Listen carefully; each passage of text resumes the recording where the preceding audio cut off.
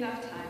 I know she always knew how much I loved her, but what she probably never knew was how much I've learned from her. She didn't teach me math or spelling. She taught me more important things than that. From her, I learned that you can reuse tinfoil, that Cool Whip containers make great Tupperware, and that almost anything can be cleaned with baking soda and vinegar. Grandma was environmentally green before being green was cool.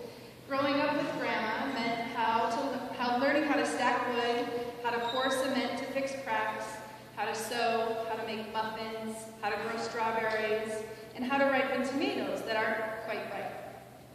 As I grew up, I realized other things that Grandma taught me. She taught me to be kind and to value good people and to keep good friends. It's a testament to her that at every point in her life, she was surrounded by friends and people who loved her. Grandma was independent. Though she loved company, she always did her own thing. She didn't rely on other people, neither to do things for her or to make her feel better or worse. She was self-sufficient, confident, and fun. Grandma taught me, and everyone who knew her, the value of love and family. She genuinely wanted nothing more than happiness and love for her loved ones. She wanted those that she loved to do well. Her legacy is her family, and the greatest gift from her to me is my mother. What a wonderful thing to be surrounded by family who loved her more than anything throughout her life. Not many people are lucky enough to have someone that they can emulate in their family. We are that blessed because we have Grandma. As grandmas are known for, she also gave advice.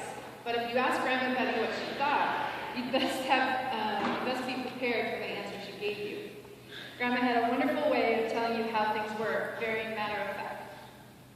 Her advice didn't come from self-help books or television. They came from her life.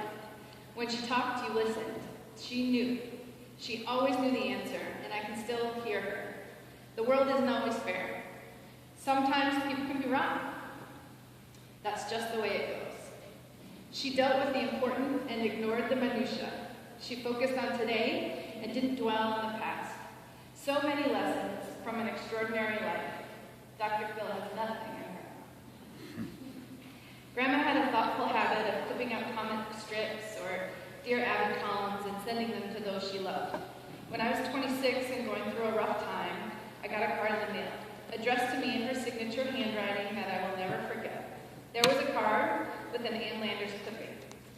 I have the clipping in a frame, and it says, "For Jenny, love, Grandma." I always read it because it reminds me so much of the woman that I will always admire and her outlook on living a good life. And because she always had the right words at the right time.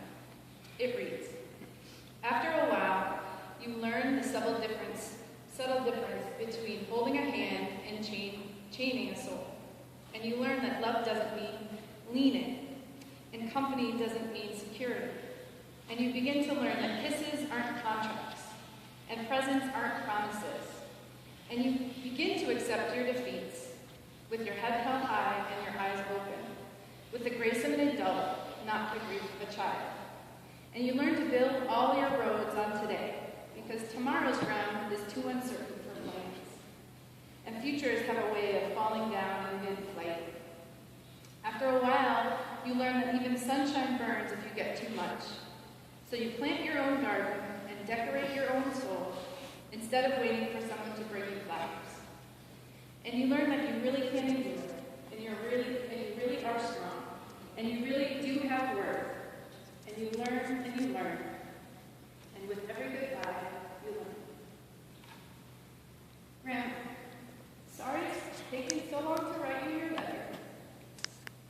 And I'm sorry I didn't get to thank you for everything that you taught me. Most of all, I want you to know that you'll always be teaching me about the kind of person